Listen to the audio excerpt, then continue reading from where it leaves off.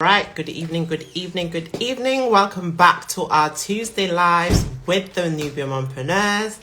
I'm one of your co-founders, Wendy, and as usual, we'll be going live today to give you a bit of a recap about what happened yesterday in our club sessions.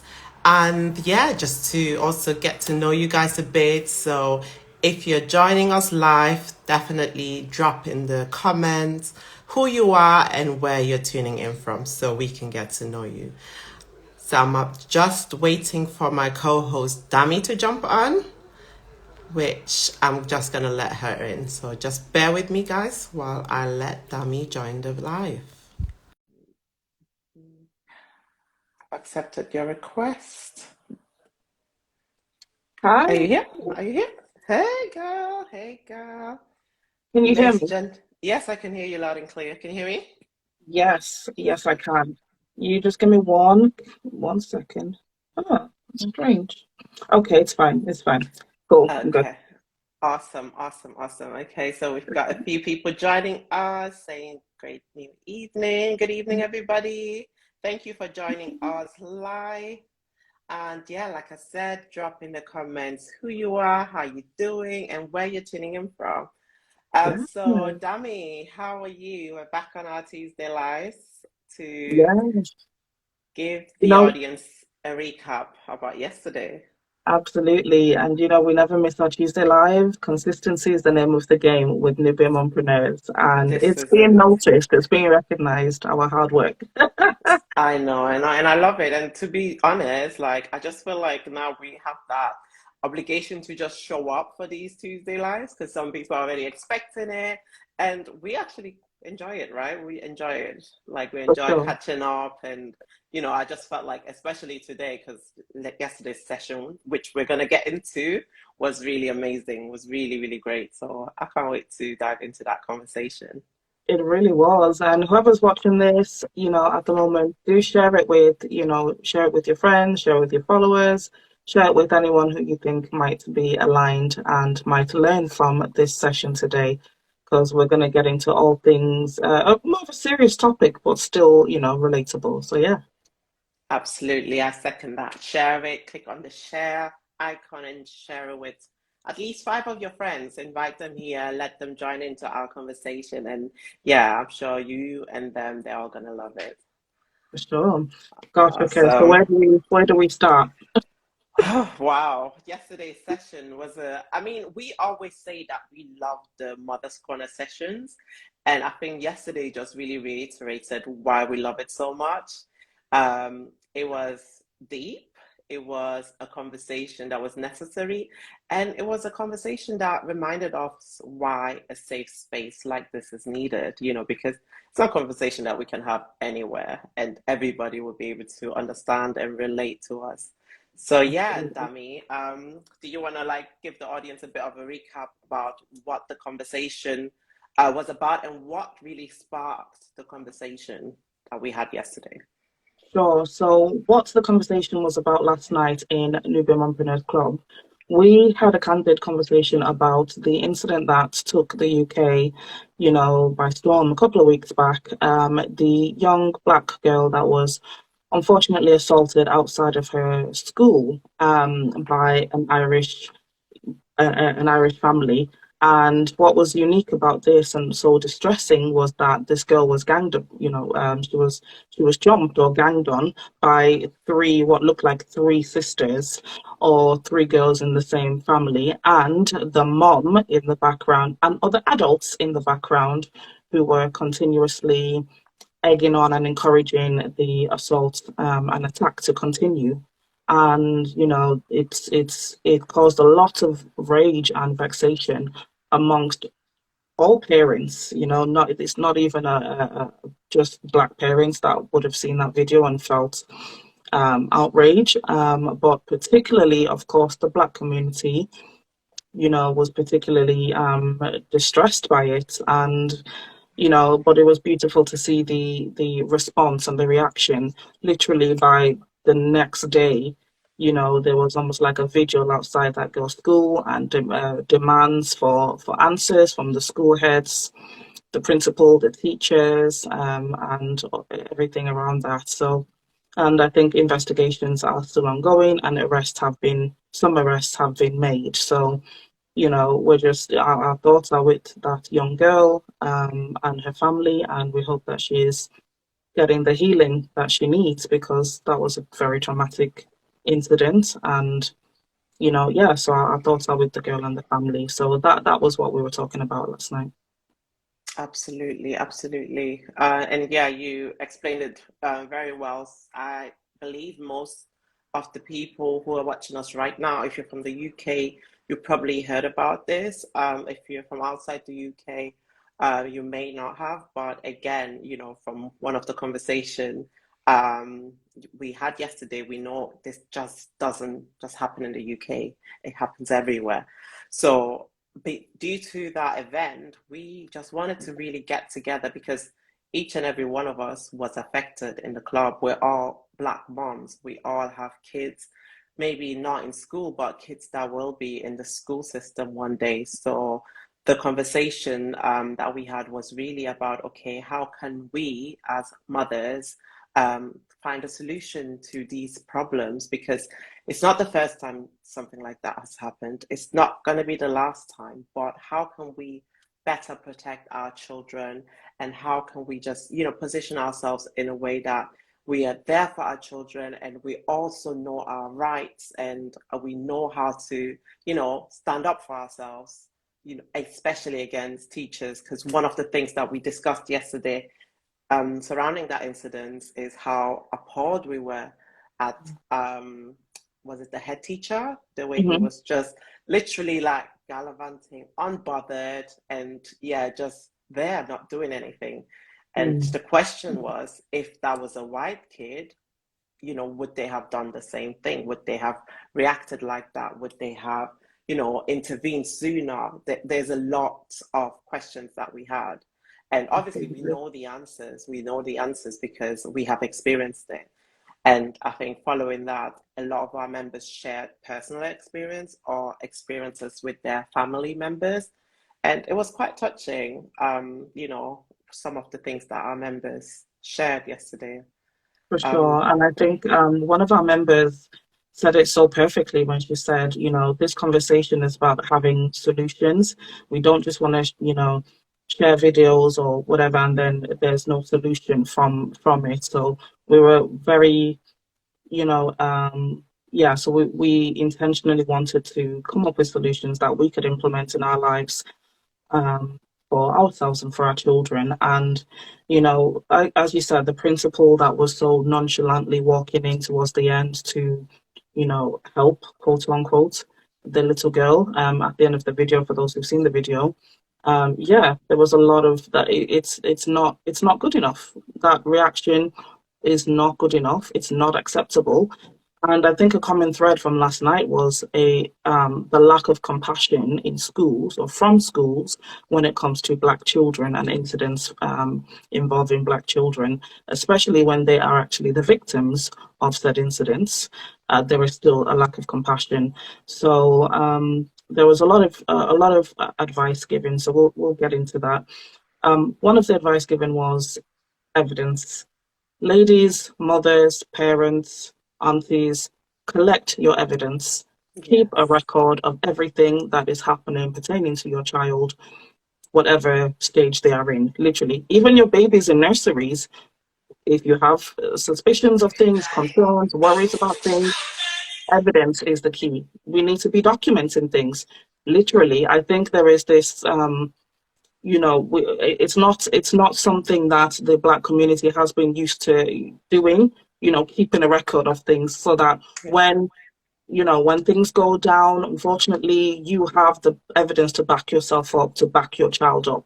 And that is something that other communities are so good at doing. And we definitely want our community to do this better. So that's one of the suggestions that came up.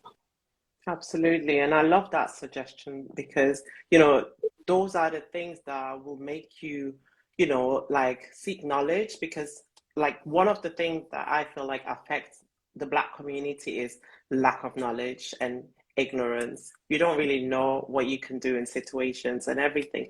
But even if you keep all the evidence, if you speak to somebody that knows and they ask you, okay, what has actually happened? And you present the evidence, they can tell you straight away, like, okay, these are the action steps, these are the things that you can do. And, so this is why knowledge is power. So I think that was, even for me, that was a big eye opener because it's not something I would have thought about. Like, for me, it's like, okay, yes, I know where to look for the right advice. I know my right to a certain extent, but I don't know everything.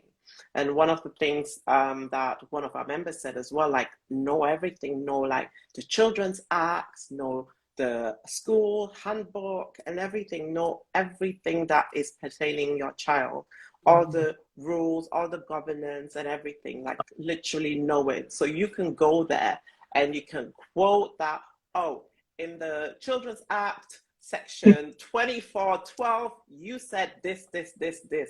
And, like this has been like broken, this law has been broken against my child. So you can literally defend yourself. And I think someone said yesterday, nothing is scarier than a knowledgeable woman.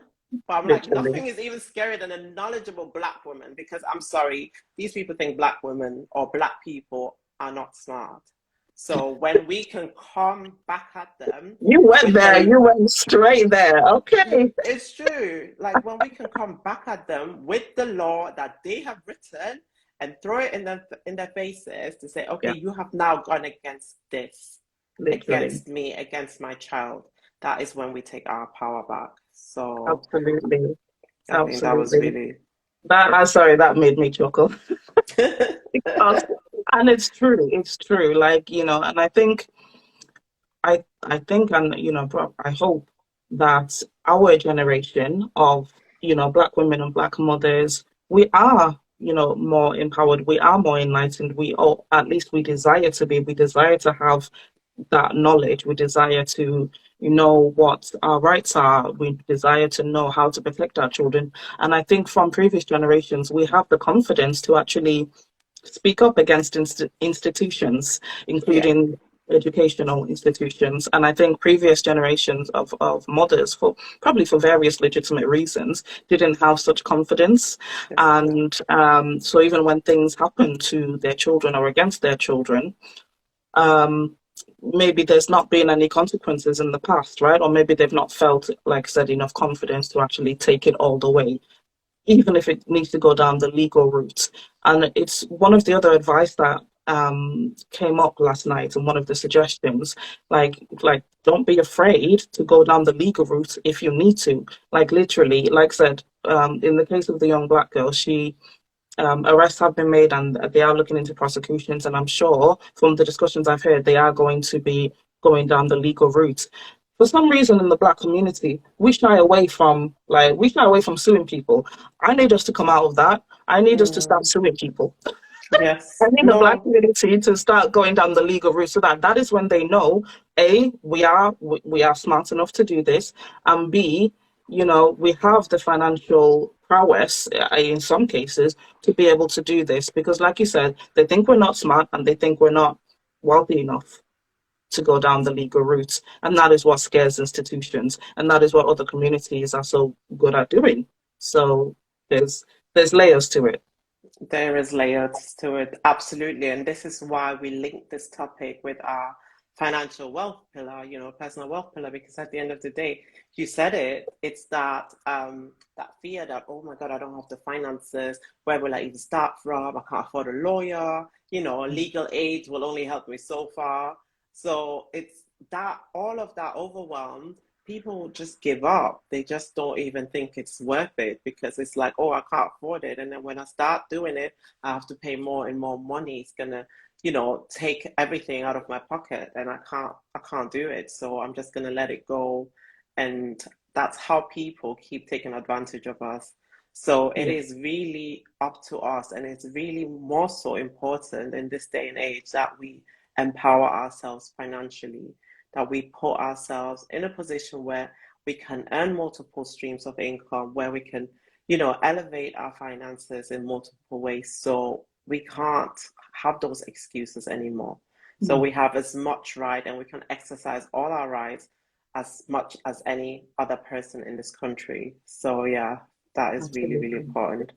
Absolutely. And you mentioned before about, getting involved in governance and things like that. So let's link it back to personal wealth again. I'm sure for previous generations, mothers of previous generations probably couldn't do things like attend PTA meetings or attend or be involved in the school governance because they were busy working, right? Mm. So this is another thread, how personal finances, how it's so important for us to be in a position where we have time freedom, Mm-hmm. okay, to be able to get more involved in our child's, educational institutions and classes and all of the activities around that. Because we want Black women to get out of a position where because they're working so hard, right, back to back shifts or, 9 to 5 and two jobs and all of this and all that, you don't have the physical time or you're probably exhausted and therefore you're not getting involved in PTA meetings, you're not getting involved in school governance, you don't know, you're not able to, even on a wider scale, you're not even able to get involved in like local elections. You don't know who your local, is it like local governor is or local Mm. MP or stuff like that. You can't have your fingers in those things when you're just in survival mode in terms of your finances. Your priority is just, paying the bills, surviving. It feeds into all of it literally feeds into every other area of our life and our children's lives. And that's why you see like one of our mentors, one of our, idols, she says, look, when Black women have and mothers have more money, or just women and mothers in general, when they have more money, they are able to do things like get involved in politics so that they can elect the right, in the states, the right governors and senators who are going to make policies that will advantage their own children and their own families positively. You can't do that if you don't have the financial backing or prowess. So everything is linked. Absolutely. Money is power, as they say. Money is power. Honestly, when you were just talking, it literally brought back my days before COVID. And I remember my older daughter was in year two, and like, you know how they change teachers every year? Her Mhm. year two teachers had never seen me because my mom would always pick my kids up. Like my husband would drop them in the morning, my mom would pick them up. I would go to work, my 9 to 5. I would be driving to the office every day. And I remember once, I think it was literally just before COVID was about to start, and I went for parents' evening, and they saw me. The teachers were so excited, like, "Oh my God, your mom!" Like, "Oh my God, we've heard so much about you. She always talks about you. She always talks about you." Oh, And like obviously, I was happy that she always talks about me, but I was sad. I was like, "Wow, the teachers literally had never seen me because that's how busy I am."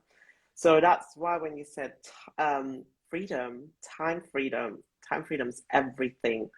Like literally, like now that I'm working from home, I have some freedom. I can take them to school. I can pick them up sometimes. They know me. The teachers know me. They're like, and I feel that presence more.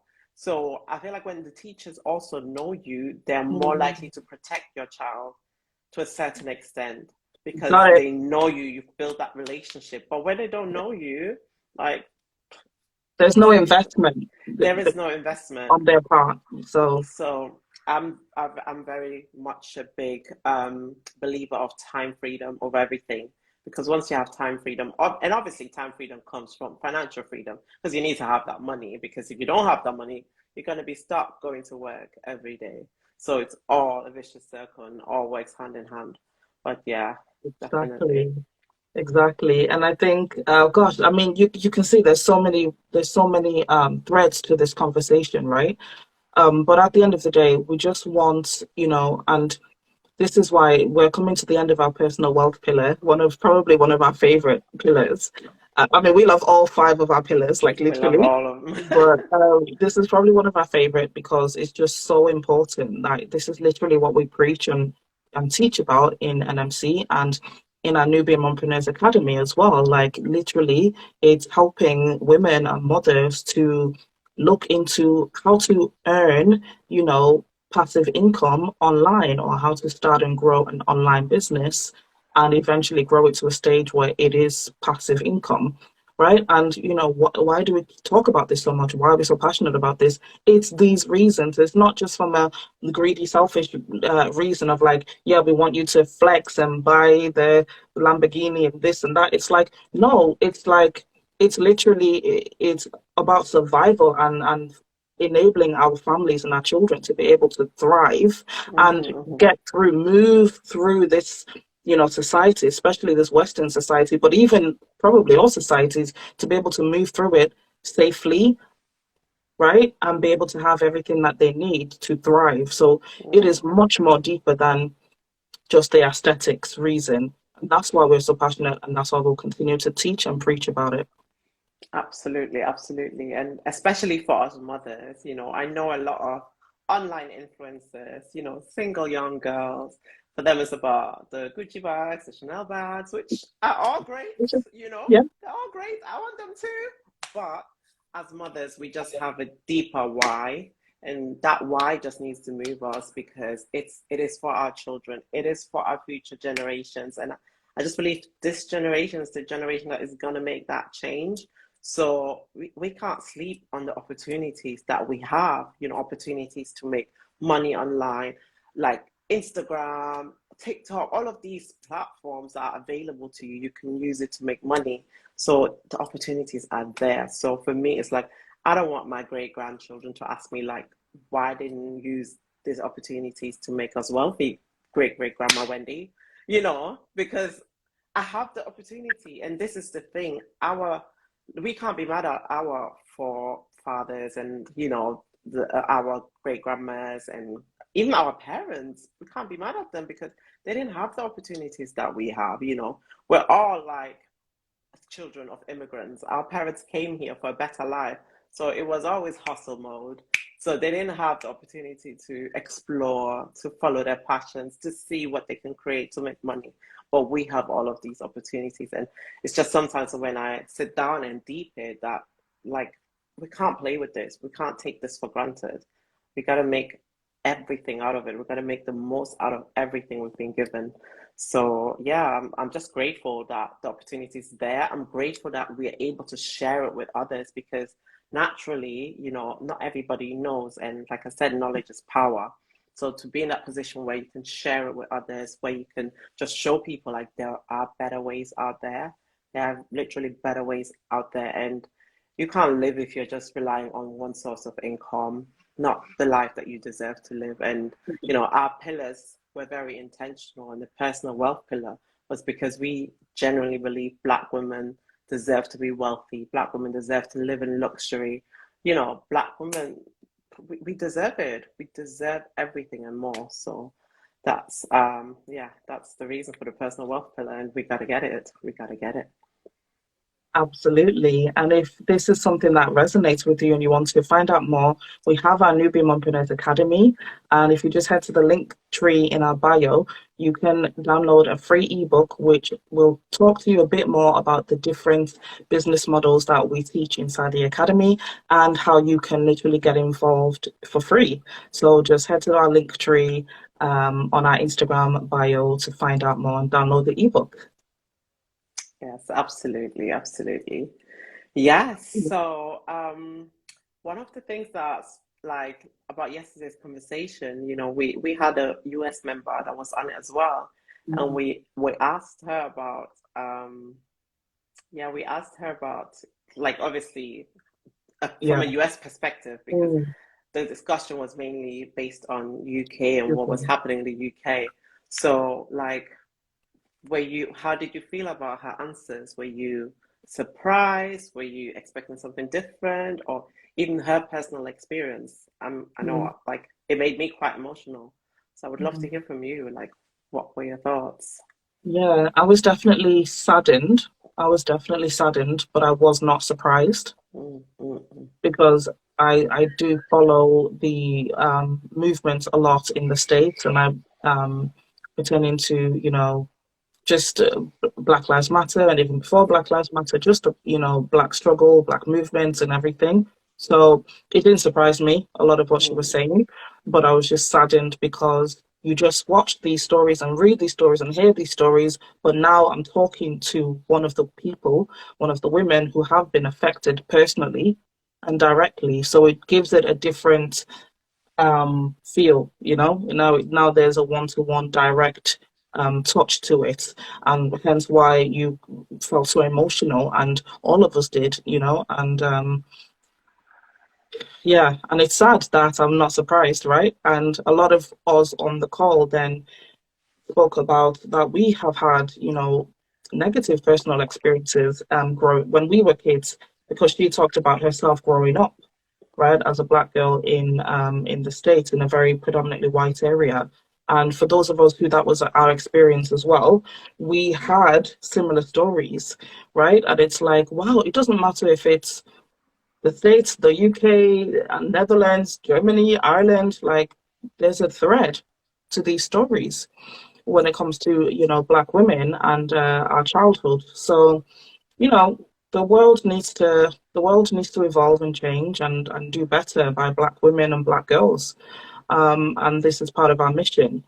And, that's why but it has to start with us. We have to empower ourselves, right? We have Mm-mm-mm. to become a respectable subgroup for the world to start respecting us on a world stage a lot more. So Yeah. the world needs to do better by us, but we need to do better by ourselves. So, Absolutely, absolutely. Yeah, I agree. I agree. And I think everything she was saying as well, it just reiterated the importance of living or being in communities mm, where others look like you. Because she said she lived in a neighborhood where she was the only black person and everything, and all of that just like it just reminded me of obviously my childhood. I grew up in Germany, like in the 90s, literally like early 90s in Germany. So most places I was the only black girl. And I was thinking about it the other day. I was discussing it with my husband that like, do we feel like things have changed? I don't know about you. Like, okay, in the 90s growing up, obviously I didn't grow up in the UK. I don't know what UK was like in the 90s, but now my kids are, in that position. They're in high school. Well, they're not in high school, they're in primary school and everything. So I'm like, have things changed? Do they feel like I felt? Probably not exactly the same, but the only reason is because there is now more of them. Like my first mm, daughter, she is the only black girl in her class, but there's lots of other black girls in the school. So mm, she still feels some sense of belonging. Whereas my second daughter, she has like other black girls in her class, and she literally only hangs around with the black kids, and she's so and she's so happy. And so, and again, it's like it just shows like the reason for communities and the reason we wanted to have this space, this New Womenpreneurs Club for Black women, because you feel some sense of peace when you are within your people. You feel some sense of belonging and peace. So that's why when this member from the US was saying like, oh, okay, she wasn't really around black people. She only lived in a predominantly Caucasian neighborhood. And I was thinking like, how different would it have been even in those days if she actually lived, you know, in her community within black people. So yeah, yeah, I for don't know if sure. I really resonate with what you've just said with because I didn't grow up in the UK as such, like in terms of my primary school childhood. I was in Ireland, so you can imagine that 90s Ireland for anyone who knows Ireland.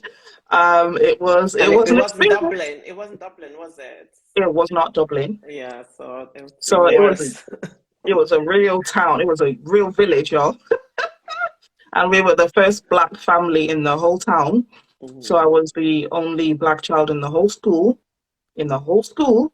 So you mm, can imagine the long-term effects it had on my psyche, on my mm, self-esteem growing up, in the in the pivotal age of 5 to 12. It's a really important, and literally both of your girls are in that age yeah, bracket now. So it's a really vital age, and a lot of your self identity is formed in those ages. yeah. So you can imagine the everlasting or long-term effects of that. Some of which I'm still unpacking till this day. Same here. And so it really does make a difference. And I'm glad that your daughters are having a better experience than we did. Hmm. And it seems like as the younger, the newer generations, it does seem to be getting better, at least like you said, in terms of there's more, there's more. And even There's in more. Ireland, I think even in the small town we were in, there's more, there's more of us. So some of the issues, at least that we would have gone through, would Yeah. be better to a degree, but there's still a long way to go. There's There's still a still long work way to to be done. go.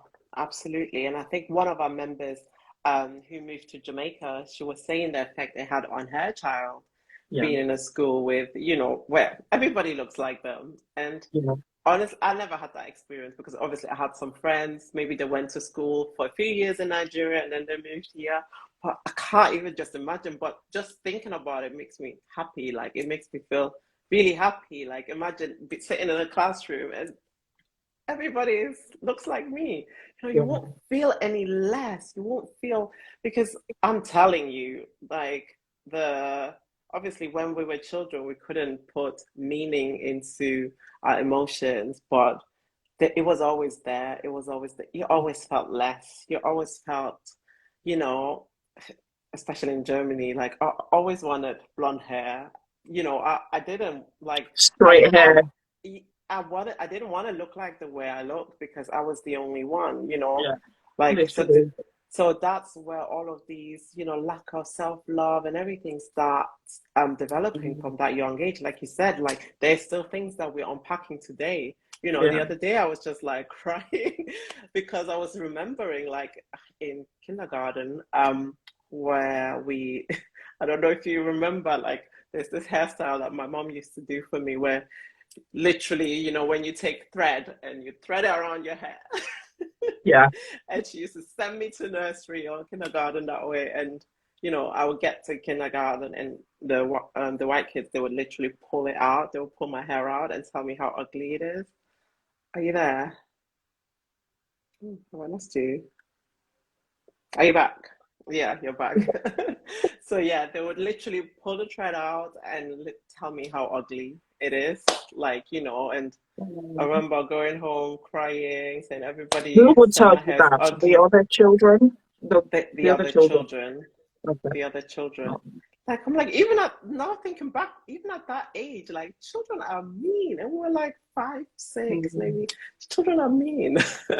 mhm. Yeah, But yeah, yeah, it's just, it's just like again, thank God that my kids' experiences is very different, yeah, because they have others that look like them and that do braids or that do different hair, so they're not isolated like that. But yeah, when that member shared her son being in a school in Jamaica, I felt that happiness for them, you yeah, know, like for him, for them, that it's probably such a different experience than they had in the UK, and he's thriving over there.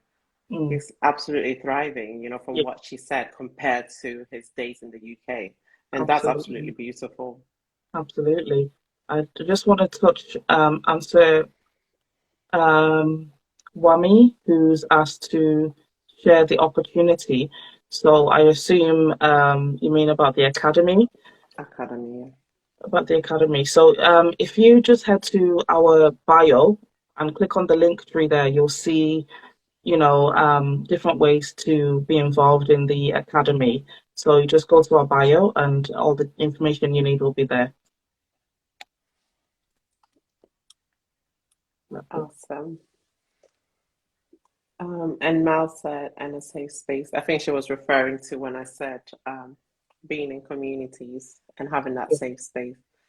Yeah, absolutely. so it was such a good conversation. I mean, we could go all night long discussing about the great things that we talked about yesterday.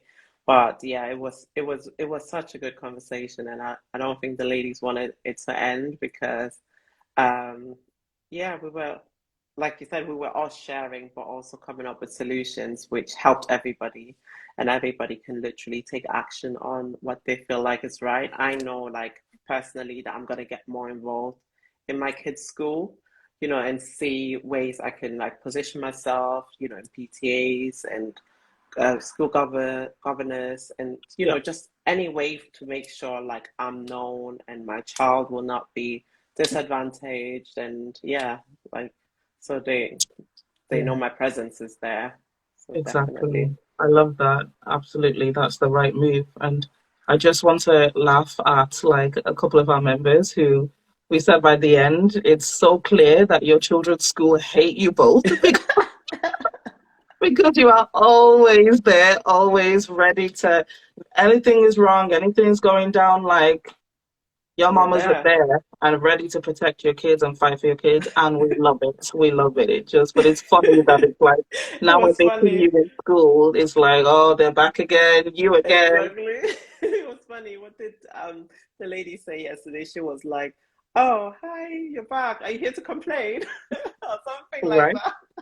right. Like imagine. But yeah, honestly, we can't stay quiet. This is our children. Like these are our children. Like it's only us that we're gonna understand how we love our children. So, we are working so hard to build them up, to build their confidence, to make them into the best version of themselves, not for anybody in school to now start tearing them down. So for Yeah, me, it's like if it's gonna get to that stage, like I'm gonna take my kids out of school and homeschool them.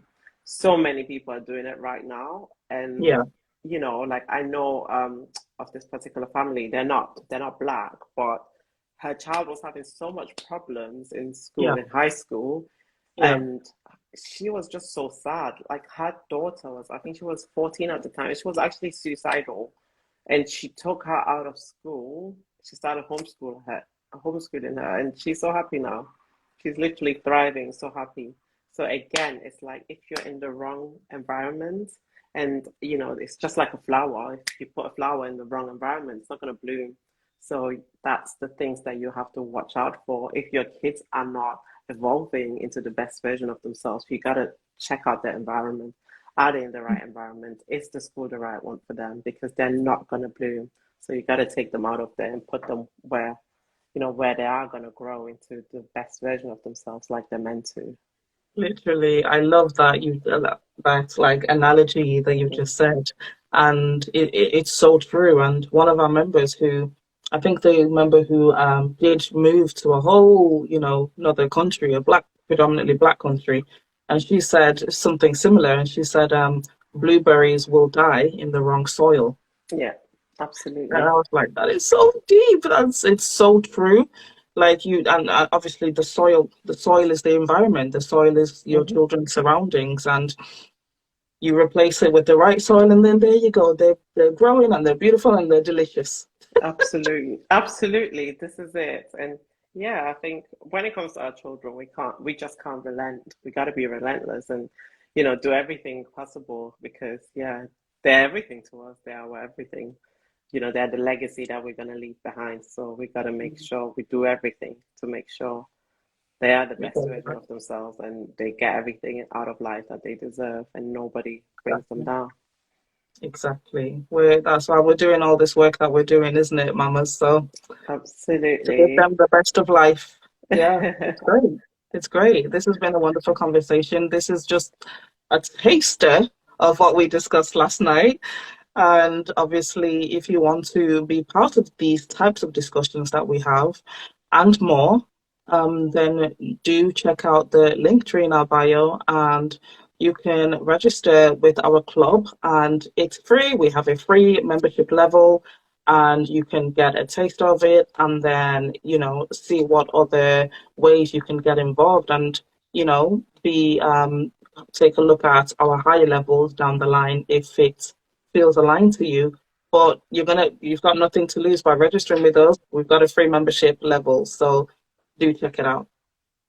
Absolutely. And like Dami said, you're going to absolutely love it. So, yeah, we definitely invite you to enter our world and, yeah, just to see. And also, we have officially launched our podcast. So, that is another way to keep updated about what's happening in our world. So, definitely make sure you check it out on Spotify, Newbie Mompreneurs Podcast. And yeah, follow us, rate, reviews, it's all welcome. So yeah. I'm going to do a happy dance every time the podcast is mentioned. I'm so happy. And yes, do check it out. It's great. And there's going to be a lot of, helpful content. Some of the things that we are learning on this journey and from our community, those are some of the nuggets and gems that we will be, you know, giving back out to our wonderful listeners of the podcast. And, but like we said, if you want to get the real juicy stuff, you got to join us. You got to join us. Gotta join the club. All right. Thank you so much for your time, Dami, as always. And yeah, thank you everybody who joined us live today. As always, we'll be back next Tuesday at 9 p.m. So stay tuned. And yeah, check us out in our link tree in our bio. And yeah, we're excited to have you in our world. Yes. Thank you, Wendy. Good night, everyone. Good night, Good night, Dami. everyone. Bye.